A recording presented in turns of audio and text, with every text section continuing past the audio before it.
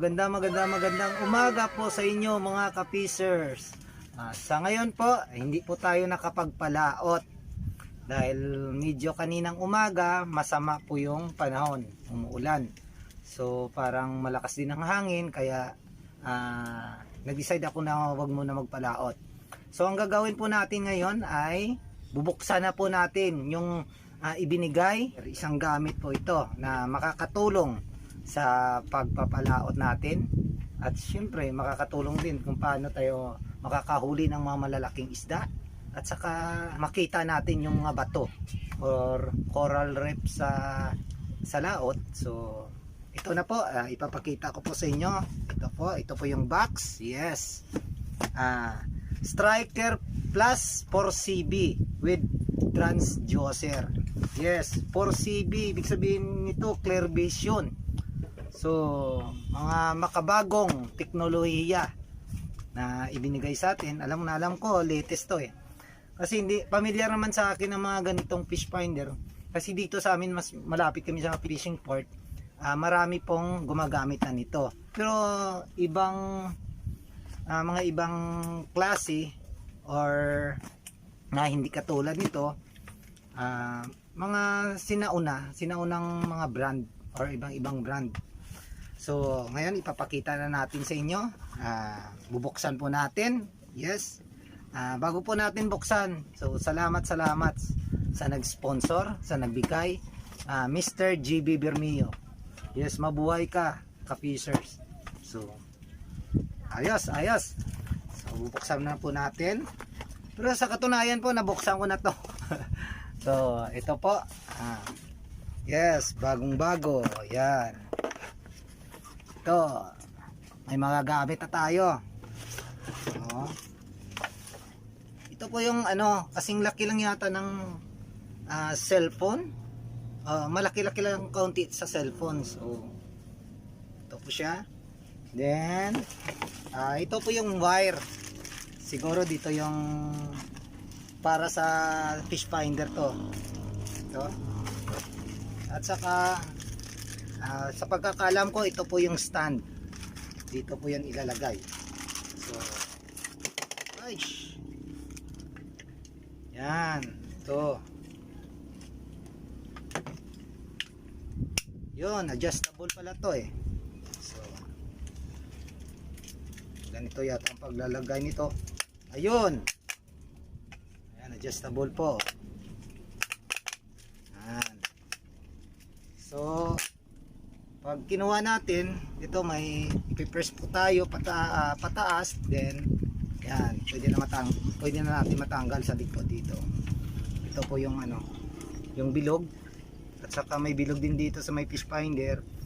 Then ito, yan, papasok lang yan. Yan, maglalak na. Yan, maglalak na. Then ito siguro ito dahil motor bangka naman yung i-install ko, isi-set up ko doon sa bangka ko. Ito ginagamit yata sa mga sa mga yate or speedboat, sa mga kayaks yun. So yes, nandito rin yung yung clip para sa negative at positive. So may mga screw. Yes, ito transducer. Yes. At saka ito ang pagkakalam ko kinakabit to para din sa transducer. Dito kinakabit may mga screw. Yan. Pagkakalam ko kinakabit to doon sa likod ng mga speedboat, kasi nakikita ko naman yan sa mga vlog ng iba sa YouTube. Nakikita ko kasi sa dingding may dingding kasi malapad yung mga speedboat or yate na nilalagyan nito. Parang ganito, yung may dingding, ganyan. Isa bangka natin, yung puwitan ng bangka natin at unahan, manipis manipis talaga, para sa parang hindi natin to magagamit. So, yan. Ito yung mga instruction, yung papers niya. So mga ka-fishers, mag-suggest lang kayo, mag-comment kayo kung tama yung ginagawa natin. So first time din natin magkaroon ng ganito. Pero may mga idea na rin ako sa tungkol dito sa mga fish finder. Ito, mga hindi ko alam ano to, anong mga instruction to dito. Yes, ang dami pa. Yeah, manual. Kung paano ano. Yes. Yan, dami pa mga screw at saka ano. So, yan lang po. Mamaya samahan niyo ako kasi install natin doon sa bangka ko at saka para ma-operate natin kung paano.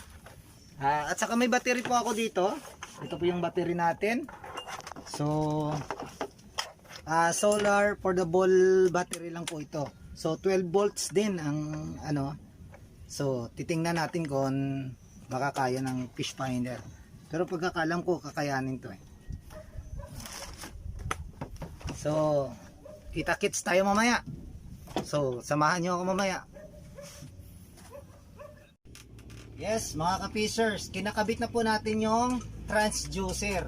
Ito po, yun. Ito po yung transducer. Ibig sabihin nito, ito po yung mata.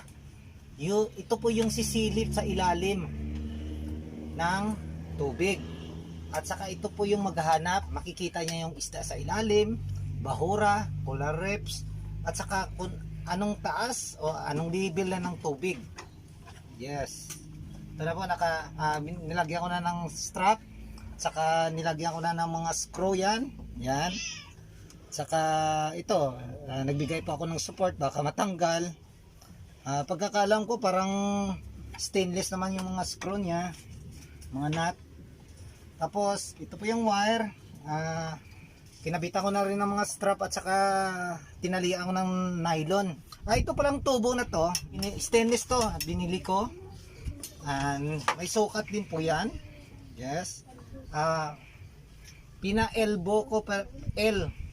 45 degrees po yung ano niya, yung korte ng tubo natin na sa natin sa talyer kanina.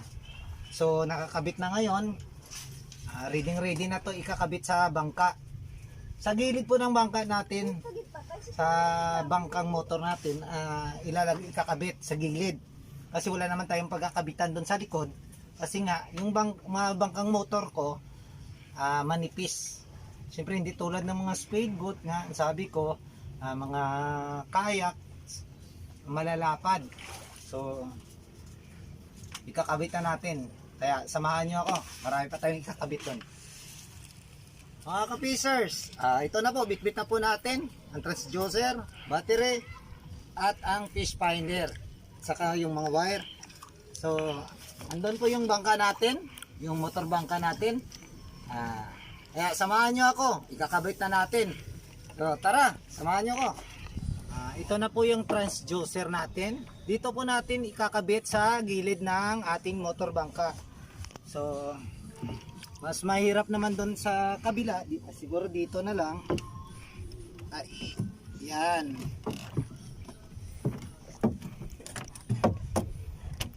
Dito po natin ikakabit.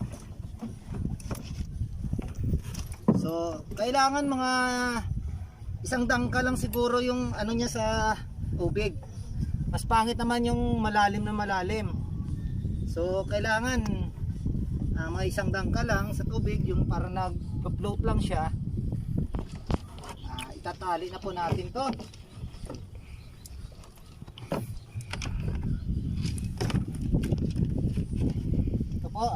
Nakaabang naman yung mga lubid natin na dito lang siguro ilalagay natin. Wala tayong screw or ano na ilalagay dito, bali lubid lang yan.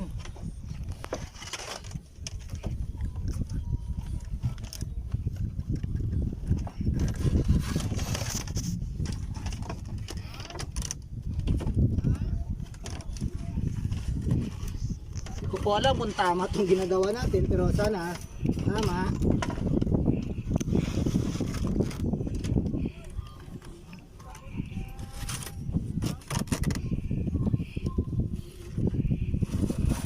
Yan.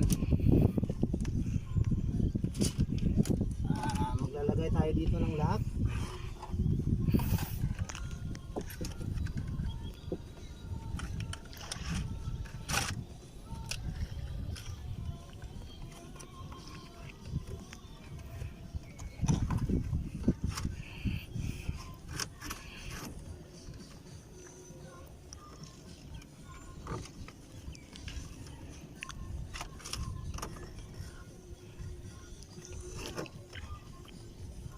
So tapos na po natin ikabit, pero ito pong itong lobby naman, ang purpose nito para hindi siya sumayaw ng paganon yung paatras, at kaya ito nga may inabang na ako ditong lubid. So dito natin ilalagay. Kapag tumakbo yung ano natin, yung motor bangka natin, hindi siya pagalaw-galaw. So kailangan nakalak din dito, yan. So mag-suggest kayo sa atin kung may comment naman dyan, mag-suggest kayo kung tama nga itong ginagawa natin. So ayan po, kailangan matibay na hindi siya gagalaw. Yan, dito na lang siguro.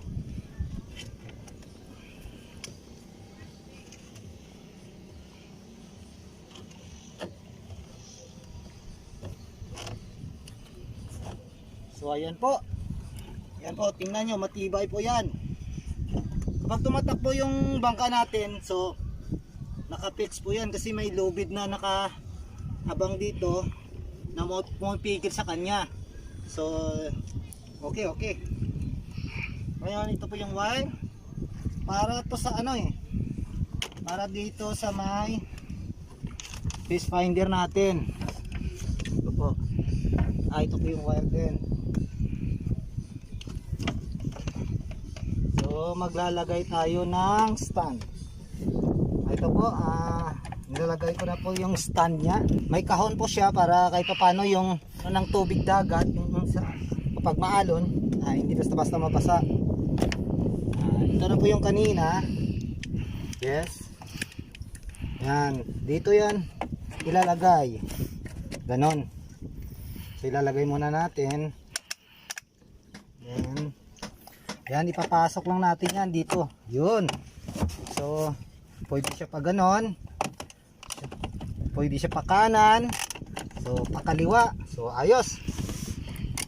Tingnan natin kung gagana to ang ginagawa natin. So tatanggalin muna natin kasi mahirap magkabit ng sa likod. So it's TCR. Ito po yan para sa transducer. Yan. Ayun. At saka ito yon para sa battery sa ano natin, 12 volts. So dito yon ikakabit. Yan, power. Ito po yung main power nya. So ilalagay na natin to. Yan. Tapos ito po, may dalawang wire dito, yung brown at saka blue. Sa pagkakalam ko, hindi na para sa extension to kapag mayroon ka pang ibang tinatawag na fish finder, pwede ka mag-extend yata dito. So isa lang ang ginagamit, isa lang ang gagamitin natin. Hindi na kailangan to. So itatali na lang natin to. So mamaya lalagyan ko na ng ano yan, to electrical tape. So ito nilagyan ko na ng ano, yung positive at negative. Kasi dito lang natin yun sa pula. Dito natin ikakabit sa pula. Saka ito. Yan, nakakabit na. So switch pa natin dito. Yun, yung ilaw. Tingnan po natin kung gagana. Ayun, gumana. Thank you.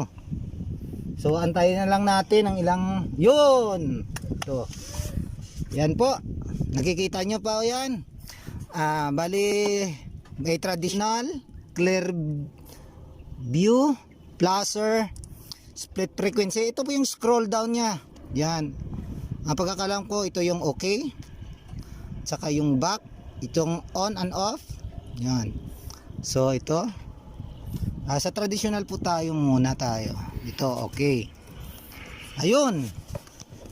Yun ang nasa taas, bali 13.4 feet. Yung lalim 12.4 volts. Yan.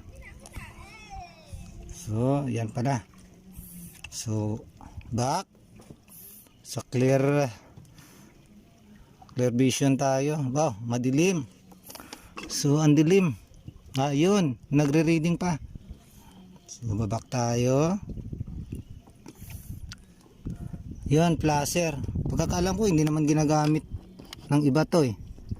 So mahirap din intindihin to kung paano sa placer. So mga ka-pacers, mag-suggest lang kayo sa atin kung paano gagamitin itong placer na to.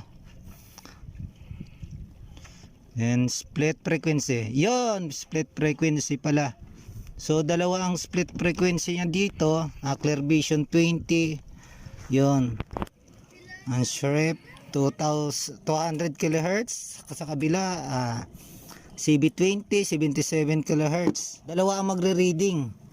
So dalawa titingin sa ilalim. Yon, magkikita yung ground.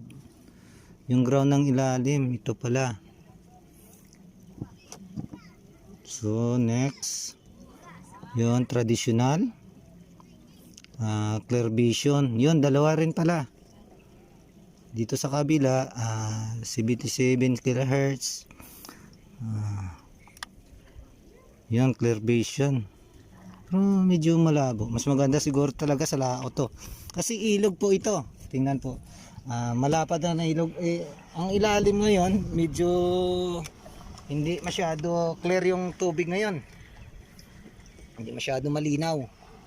So balik tayo dito sa ano natin. Yun, quick draw map.